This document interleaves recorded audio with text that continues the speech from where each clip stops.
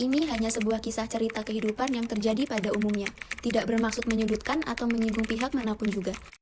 Salam Smart People! Halo pelanggan setia Toko Jam Gunung Mas, balik lagi sama Gumaca, Gunung Mas bercerita. Hari ini Gumaca mau bahas tentang kasus perselingkuhan nih. Ada seseorang bernama Pak Irfan yang usianya sekitar 50 tahun.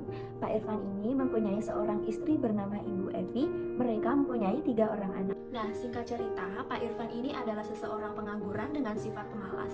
Lalu, Pak Irfan dan Bu Evi ini bertemu di salah satu restoran dan mereka pun melanjut untuk berkenalan, dan selang beberapa bulan akhirnya mereka menikah pada waktu itu.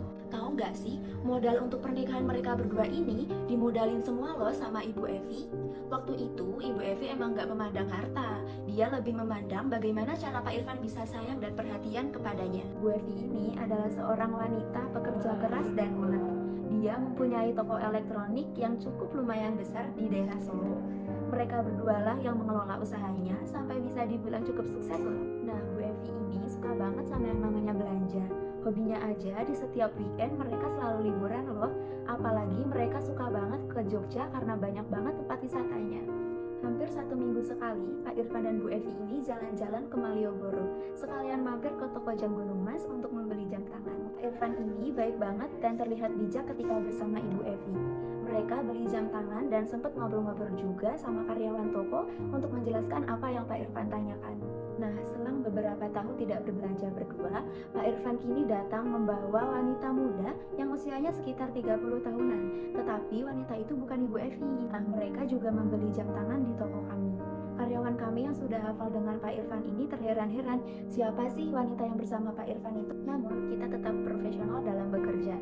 Tetapi, wanita yang bersama Pak Irfan ini berbicara dengan menggunakan kata sayang. Nah, disitulah kami mulai curiga. Dan ternyata yang bersama Pak Irfan itu adalah selingkuhannya, atau bisa disebut dengan pelakor. Karena dari gerak-geriknya dan berbicaranya mereka berdua itu mesra banget loh. Kita pun masih terheran-heran nih sama Pak Irfan.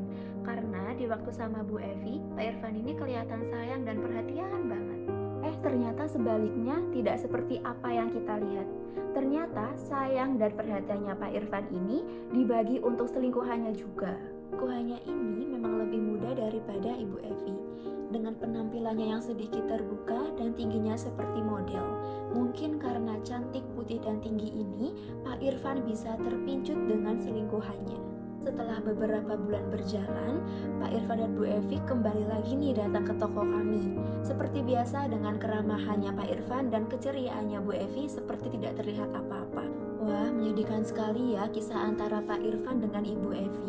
Ibu Evi sampai nggak tahu loh kalau ternyata Pak Irfan ini selingkuh.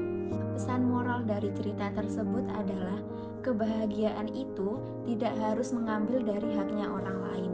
Percayalah akan ada orang yang lebih menyayangimu dan menghargaimu. Karena rasa sayang itu tidak bisa dibagi dengan orang lain kecuali dengan keluargamu sendiri.